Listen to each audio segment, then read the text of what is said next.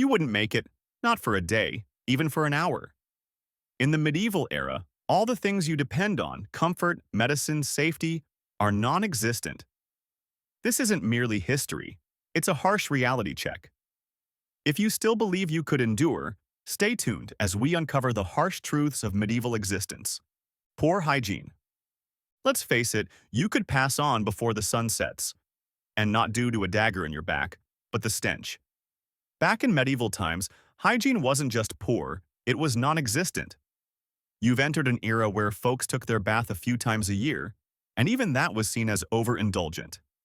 Hot water was a rare treasure, privacy was a luxury, and many were convinced that a good scrub would open their pores and invite illness.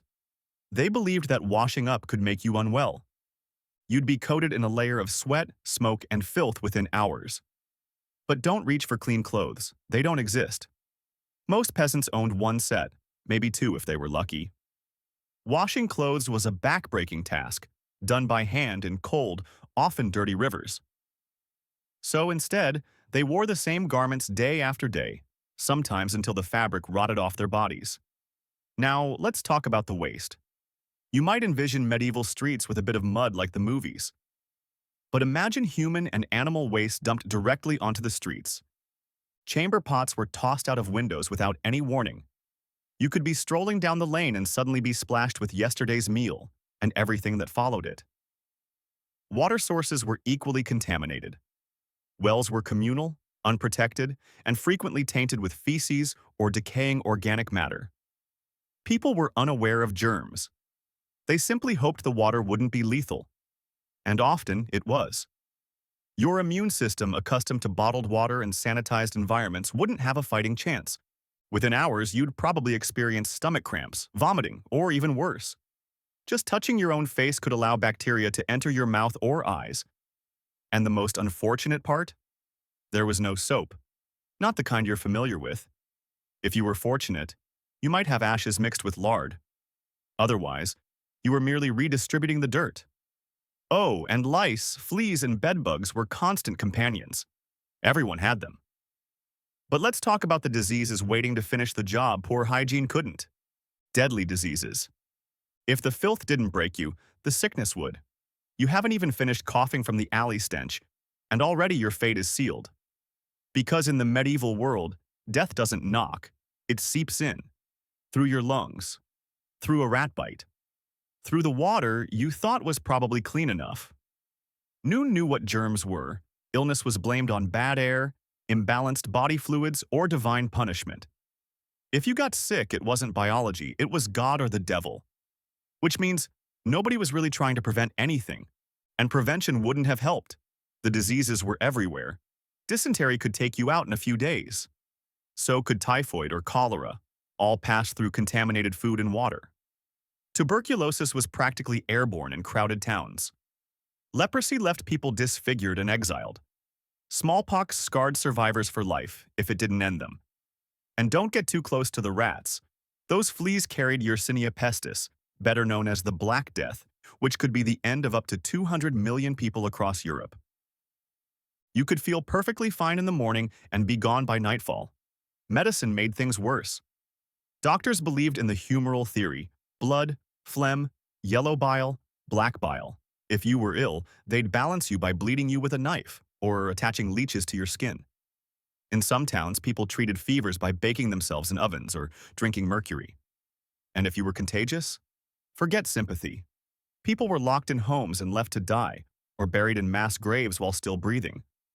Those lucky enough to avoid infection still feared it. Entire villages burned homes and bodies to stop the spread.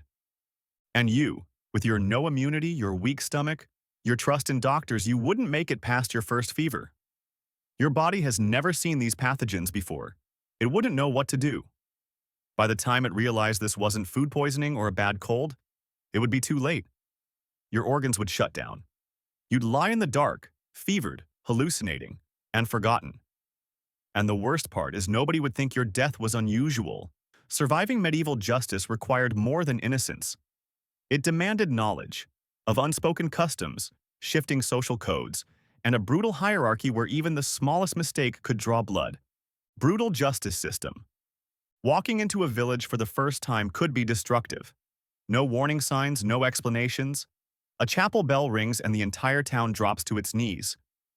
All except one person, someone who didn't know. That person just insulted the church, or the king, or both. And now they're a problem. Medieval justice didn't wait for understanding. It wasn't designed to rehabilitate.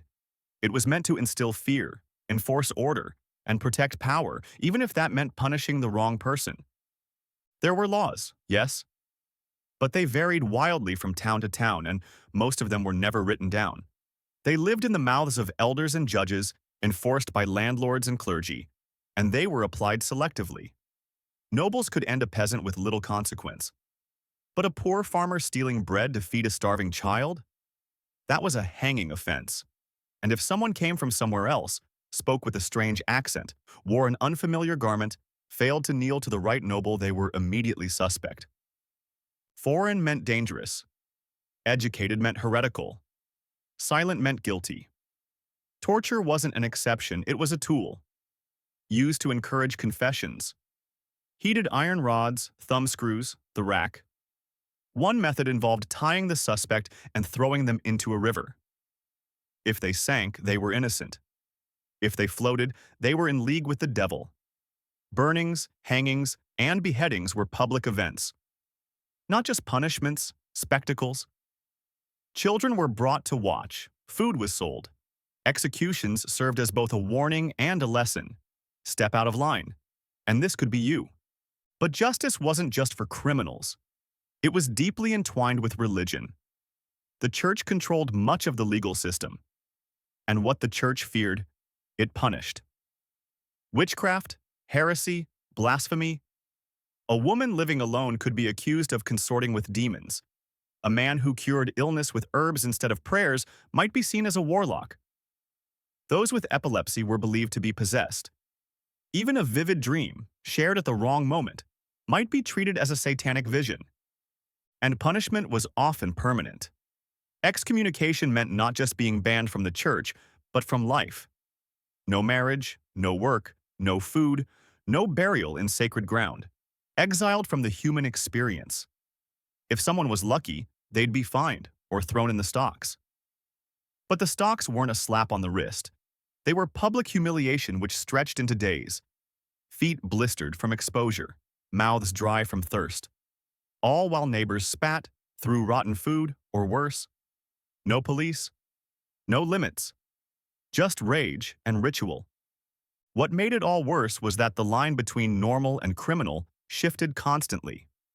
A festival mask worn in the wrong village, a banned color of cloth, a misquoted scripture, all grounds for suspicion. The average peasant survived by memory and mimicry, watching, copying, and staying small. Outsiders didn't stand a chance. There were even laws about bread. Bakers caught shorting. The weight of loaves were punished by being dragged through the streets with a rotten loaf tied around their neck. Poachers could lose a hand. Thieves lost ears, tongues, or noses. And once the body was punished, the record remained. Branded marks, missing limbs, public knowledge of one's shame. There was no fresh start. Guilt, real or not, followed for life.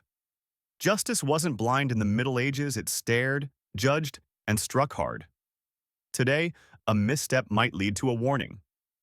Back then, it might end a life. In the medieval era, hunger wouldn't be the problem. Hunger was constant, normal. It came with the century, the food. What made survival difficult was what people were forced to eat to silence it. Meals in the medieval world were a gamble. Freshness was rare. Preservation meant smoke, salt, or guesswork.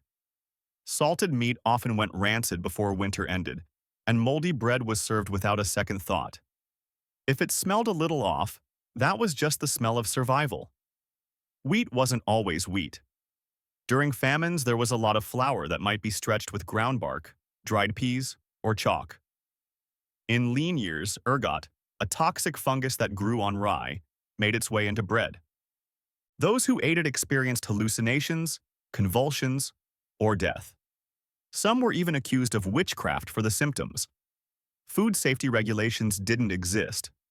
Vendors reused containers, chopped meat on dirty boards, and left fish out for hours in the sun. Flies covered everything. Parasites were inevitable. Stomach cramps were as common as the sunrise, and diarrhea was often a death sentence. No rehydration therapy, no rest, just a slow fade. The rich fared no better, just differently. Their food was overspiced, overcooked, and barely nutritious. Dishes included peacock or swan, dressed in their own feathers for show. Impressive to the eye, but deadly to digestion. Bones, undercooked game, or spoiled cream could take down a noble just as easily as a peasant. Status offered no immunity from salmonella.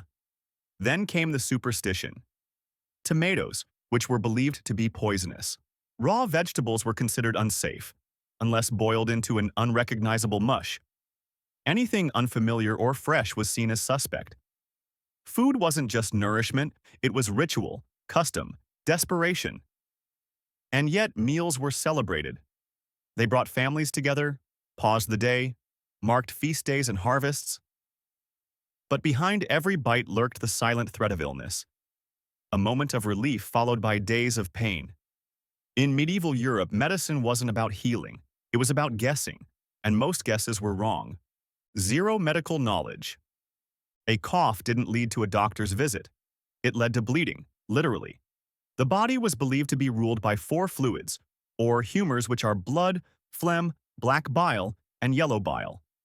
Illness meant those humors were out of balance. The cure was simply to rebalance them by cutting, draining, purging, or praying. Leeches were the least horrifying option. Physicians, if they could be called that, worked blind. There were no microscopes, no understanding of bacteria or viruses, no anesthesia. Surgery happened wide awake. Amputations were done with knives heated in open flame and hands held down by friends or strangers. Screaming was inevitable. Infection was expected. Tools were reused without cleaning. Scalpels, bone saws, and needles passed from one festering wound to the next. A simple cut could turn septic. A broken bone might require sawing the limb off entirely. Even childbirth, the most natural human event, was terrifying. Midwives did their best, but with no hygiene, no sterile tools, and no pain relief, childbirth often ended in death. For the child, for the mother, sometimes both. What passed for medication included boiled animal fat, ground-up jewels, and potions made from wine, herbs, and animal dung. Recipes were passed down like traditions. Some worked by accident, most didn't. Cures for headaches included drilling a hole in the skull to release evil spirits. For fevers, some were wrapped in flayed animal skins or bathed in urine. And when medicine failed, which it always did, illness was chalked up to sin, to demons, to punishment from God. Those who suffered too long were labeled cursed, possessed, dangerous.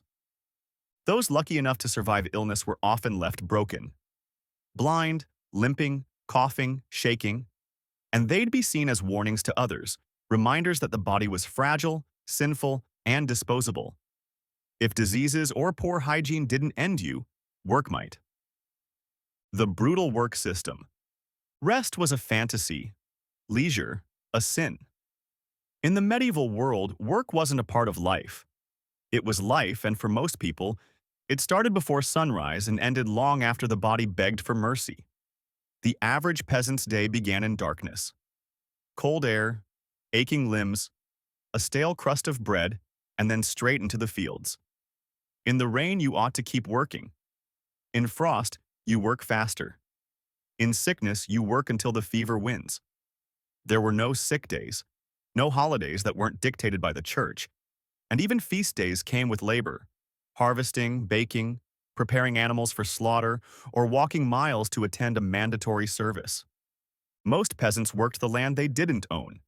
They were serfs, bound to the lord of the manor, paying rent in crops and sweat. If the harvest failed, the landowner still got his share. If tools broke, the family borrowed. And if there was nothing left to give, starvation was considered a natural consequence. The children worked, the elderly worked. Pregnant women worked until labor and returned soon after because the fields didn't stop growing. and the livestock didn't feed themselves. There was no sympathy, only survival. The tasks were endless: plowing, planting, weeding, tending animals, chopping firewood, carrying water, grinding grain, repairing roofs. Even inside the home, the labor was unrelenting: spinning wool, making bread, hauling stones to warm beds at night. Everything took more time, more strength, and more endurance than most modern humans can even imagine. Clothing was made by hand. So was soap, butter, candles, rope, baskets. There was no shortcut, no machinery, only blisters, cracked nails, and permanent pain. And those weren't the unlucky ones. Miners faced lung collapse and cave-ins. Builders worked without scaffolding. Soldiers, blacksmiths, tanners. They labored near open flames, swinging hammers and inhaling fumes. Injuries were routine. Recovery was rare. A twisted ankle could end a livelihood. A broken arm could mean death. Yet complaining wasn't just discouraged, it was dangerous.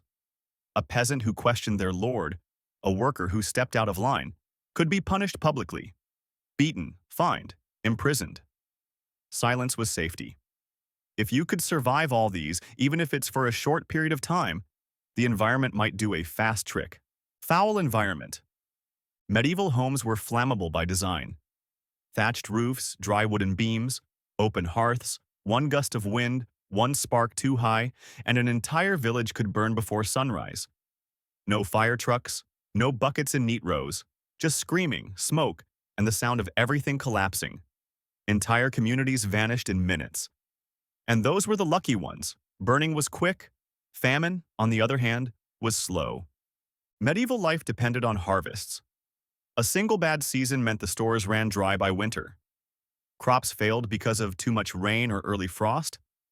It wasn't just inconvenient, it was fatal. People ate spoiled grain, hunted tree bark, and boiled leather shoes. Families sold their children to survive. Parents went hungry to feed infants who didn't make it past the frost anyway. And famine didn't come alone. It brought friends, disease, violence, desperation. Roads filled with beggars and bandits.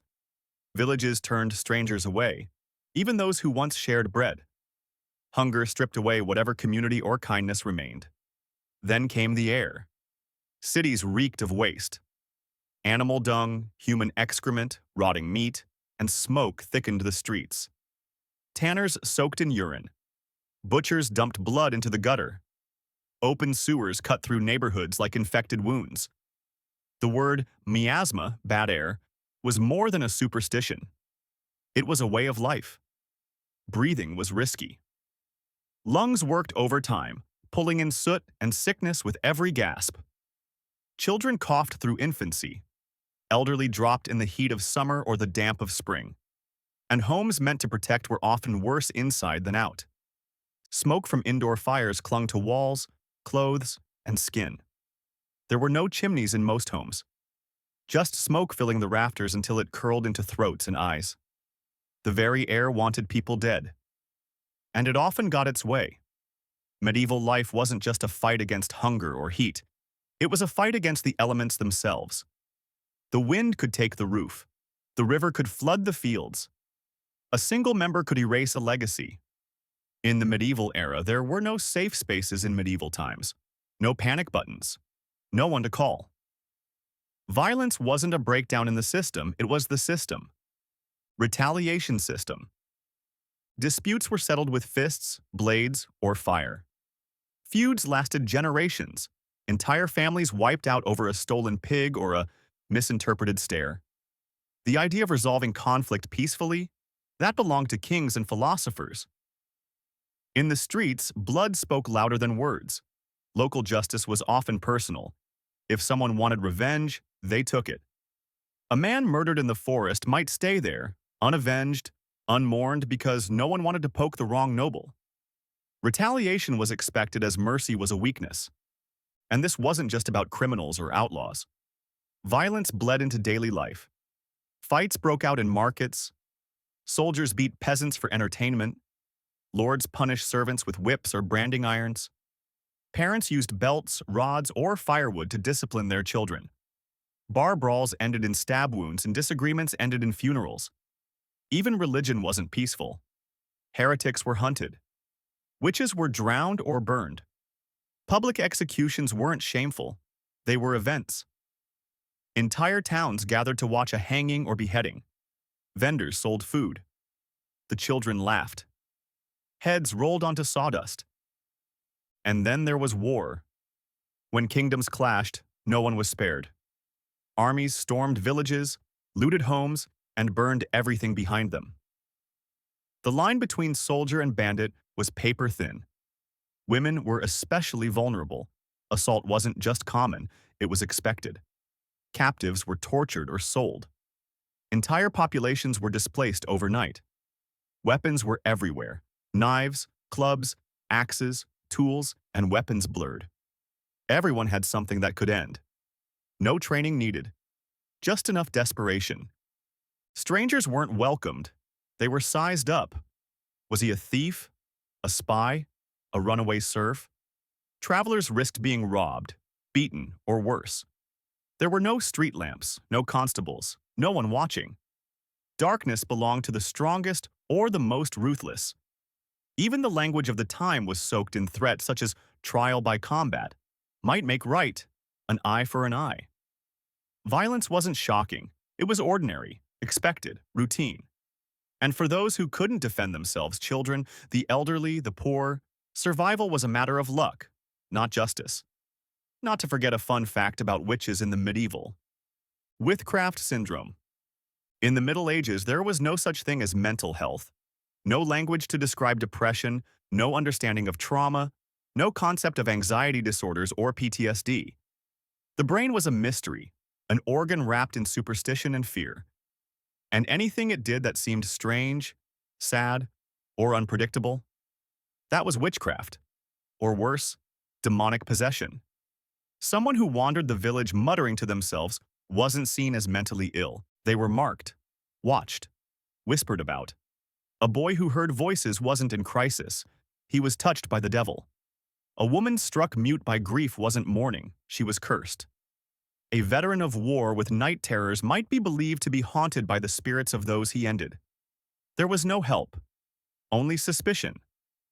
The line between spiritual sickness and mental suffering was blurred until it disappeared completely. The church, the community, and sometimes even family responded not with care but fear. And fear, in medieval times, was deadly.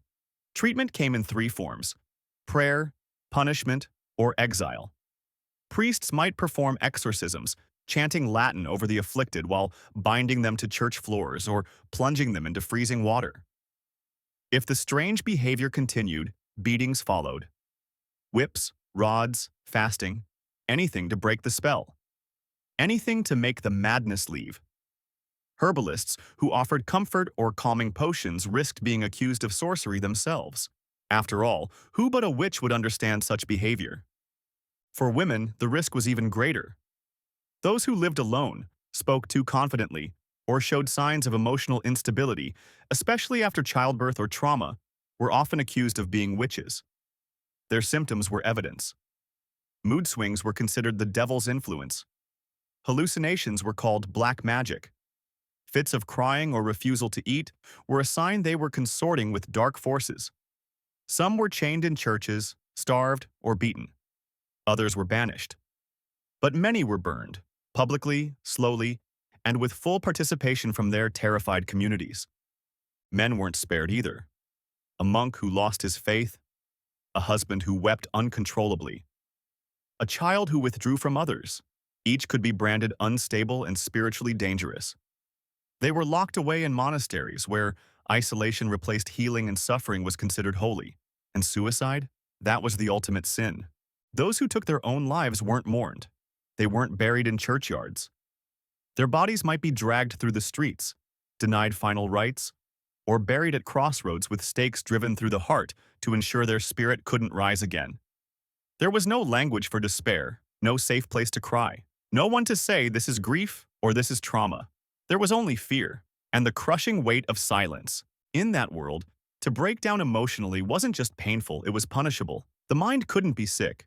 It could only be corrupt, possessed, or damned. And for many who suffered in silence, the only escape came not from healing but from death. If you enjoyed this video, like and subscribe, and also click the next video shown on your screen.